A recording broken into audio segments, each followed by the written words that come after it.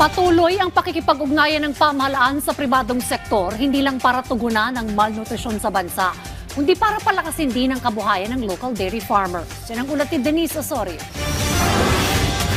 Inilunsad ang private sector-funded milk feeding program para tugunan ang malnutrisyon at kabuhayan sa pamamagitan ng pagbibigay ng incentives sa mga pribadong kumpanya na susuporta sa mga milk feeding program. Ayon kay BIR Commissioner Romeo Lumagi Jr., 100% deductible mula sa taxable income ang kontribusyon ng mga pribadong kumpanya at hindi na rin sila papatawan ng donor's tax. Sa makatuwid, ituturing na investment sa nation building ang bawat baso ng gatas na donasyon, basta lokal na gatas ang bibilhin at gagamitin. This is not just regulation, it is an enabling measure to encourage private sector participation. By clarifying tax treatment, we remove barriers and create opportunities for meaningful contributions. Ayon kay NDA Administrator Attorney Marcos Andaya, bawat basong lokal na gatas ay hindi lang nutrisyon kundi kabuhayan, hakbang tungo sa mas malusog at mas maunlad na bansa. Hinihikayat natin ang mga private sector na makiisa sa atin sa milk feeding program.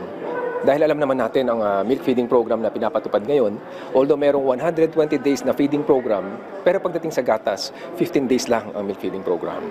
Okay, so sa nutrition ng mga kabataan, hindi yan enough, yung 15 days na yan. Pagdating naman sa kita ng mga dairy farmers, gaya ng nasabi ko kanina, sa 15 days na yan. Dagdag ng NDA, bahagyang tumaas mula sa 1% ang total milk sufficiency sa Pilipinas at may target silang gawin itong 5% para unti-unting hindi umasa sa imported na gatas ang bansa. Target po namin is by 2028, pagkatapos po ng termino ng ating Pangulo, pipilitin namin maabot ito by 5%. Sa ngayon, 2.3%, nasa kalagitnaan pa lang tayo ng ng taon, Oktubre pa lamang. So naniniwala kami, aabutin natin yan. Sa datos ng Institute of Human Nutrition ng UP Los Baños, 94% ng batang Pilipino mula 5 taon pababa ay may kakulangan ng calcium sa katawan o calcium deficient. Inanunsyo naman ng Asia Brewery at Pascual Foods na mag-i-invest sila ng 1 bilyong piso para palawakin ang lokal na produksyon ng yogurt sa 2 taon para matulungan mapalakas ang local dairy value chain. This initiative will allow us to produce dairy at a larger scale, which we can also export, create more jobs for Filipinos, and further strengthen the local dairy value chain. It will also mark a breakthrough for the industry as we will be producing locally made, long-life aseptic yogurt, a first in the Philippines and the first in ASEAN.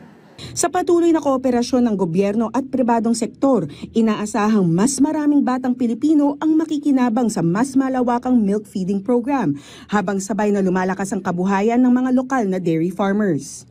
Denise Osorio, para sa Pambansang TV, sa Bagong Pilipinas.